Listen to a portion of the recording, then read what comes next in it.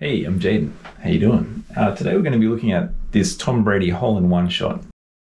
Just before we get started, I thought I'd mention why I'm doing this. It's not because I'm trying to throw shade on anyone or because I'm trying to jump on a bandwagon.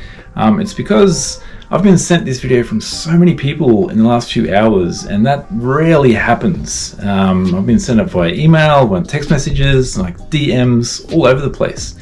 And so many people seem to be believing this video, and I'm in a pretty unique position where I was possibly the first person to ever try this shot. I wasn't the first person to do it really well, but I think I was the first person to attempt it back in 2017. And I'm also an avid golfer, so I feel like I'm in a unique position to break down the video and show you what's going on. Sickers, ready? You ready, Sickers? Alright, let's get into this. So we'll play it from the start, and straight away I'm thinking that drone's not looking like it's going fast enough. But I'm also thinking, wow, Tom Brady, a legend of sport, he is doing a shot with FPV, so that's awesome for FPV. I'm also thinking what it's gone in that is insane, because firstly, I know how hard it is to get a hole-in-one. I've never done it, and I've been playing all my life. Then I'm thinking, okay, wow, that's a cool shot for starters. That is an FPV shot that has been done really well. It's at a beautiful course. But that ball didn't really look like a real ball after it landed and hit the green. So I don't know, let's break this down. So initially, this drone, it doesn't seem to be going as fast as the ball, in my opinion. So right here, we can see the ball into the frame. Let's pause it. So the ball gets hit here.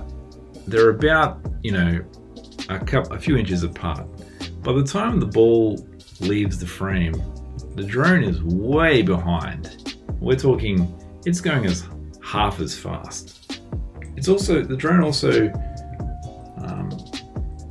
rises really sharply, on a way different trajectory to the ball. So immediately I'm thinking, there's something up with this. So if we fast forward to the next shot, we see the ball get hit, and the drone is pretty much, it catches it quite quickly. So I think those are two different shots, that one and that one. Could be wrong about that. That's up for debate. That's kind of speculation at this point. The second issue is the ball itself. When you come up and you're watching it, it looks really real from at this point. When it gets hit, it's hard to fake motion blow with the ball. So I'm thinking, yeah, that looks real. From there, I'm not so sure. That still looks like a real ball. It kind of looks real up until it hits the horizon. Once it drops below the horizon, I'm thinking, it just looks a bit too bright. So before that, you can see a lot of the ball's shadow. The ball's really tiny. Hits the horizon, and then it's just really bright. But as we come down and we can actually see where the shadow is, that may mean that it is real up until this point. But right to about here, the ball almost disappears really quickly, and that's odd to me because I've done this shot a number of times, and the ball kind of falls down at a predictable pace. It doesn't really disappear so quick. So from right here, if you just fast forward, it gets really tiny, really quick.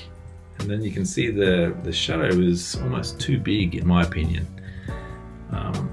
So that ball just doesn't look real. And when you watch it real time, as a golfer, you'd expect this ball to check a bit, especially on this green, because if we fast forward and flip the shot around, you can see this green has just been recently cored.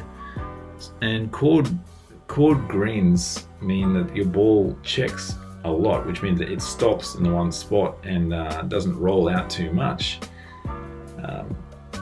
But if you watch the real-time shot, the ball hits the green, fairly predictable, but then it keeps going really fast.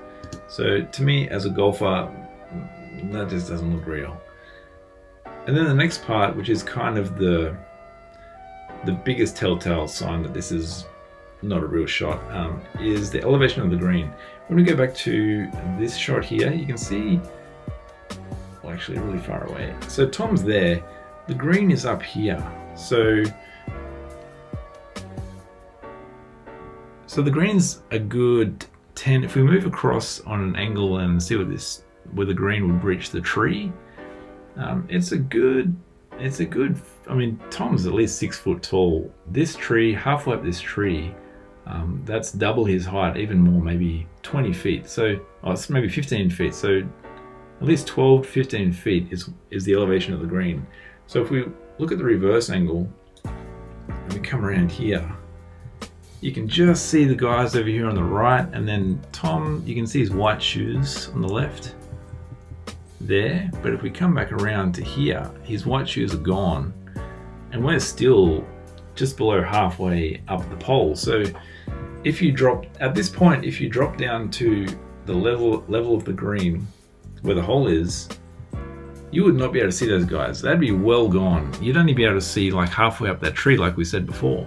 So there is no way that those guys saw this ball go in the hole. They had no idea where this ball was. Maybe they had a spotter, but I mean, there could be someone hiding in the bushes up here. There's like a bag sitting there, so there's probably some creeper hiding in the bushes. Yeah, probably. But still, I maintain that they never saw the ball go in the hole, and they wouldn't have known so quickly. So yeah, I mean, as an entertaining video, it's entertaining and it's going to fool a lot of people. And if that's the reasoning for the video, then that it's a well done video.